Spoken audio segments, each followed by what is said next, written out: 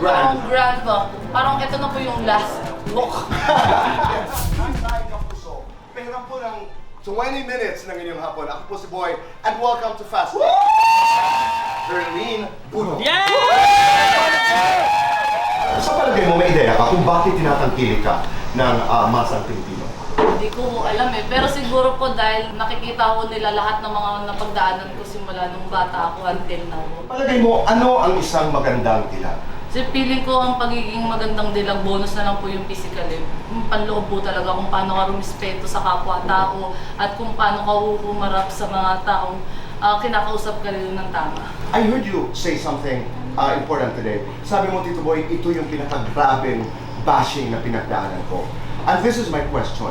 Sumagi ba sa iyong isipan na mag-back out sa Miss Grand International? Opo. Until now po, iniisip ko pa rin po kung deserve ko pa rin po ba sumali after ng mga sinasabi sa akin ng mga tao. Ako takot magkamali dito. Ako din. Ang sarap po magkamali para po maging tama po yung mga... Tama. Benjamin Alves o Rob Gomez? Rob Gomez. Oo o hindi. Dumami ang manliligaw. Meron po. Kumusta ang love life? Okay naman po. Wala akong pala akong love life, pero ang happy ko po.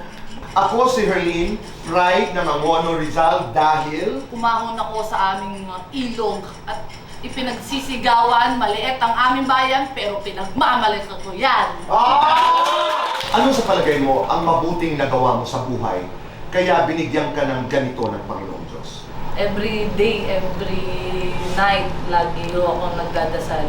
Basta ginagawa ko lang po lahat ng mga alam kong tamang mga bagay na hindi po makaka-apekto sa ibang tao.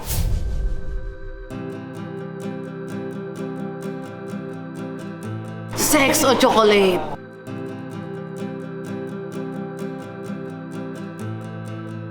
Tito Boy naman, pandami niya ng tanong sa atin eh. Dapat siya naman yung tanongin ng tanongin. I survived pastok quest ngayon, Tito Boy. Ikaw naman ang hinahamon ko. Kaya mo bang sagutin na lahat ng mga pinagtatanong mo araw-araw? Ang saya. Every time na nandito ako, lagi ako may natututunan at saka nai-inspire ako lalo kay Tito Boy kasi ang lupit niya magsalita. Talagang wala siyang script na binabasa. Nakakabilib siya. Hindi ko alam kung anong meron sa ulo niya, bakit ganun katalino.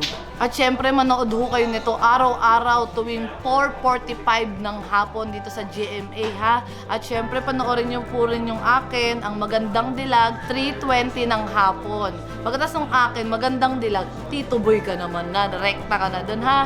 Okay. Galing.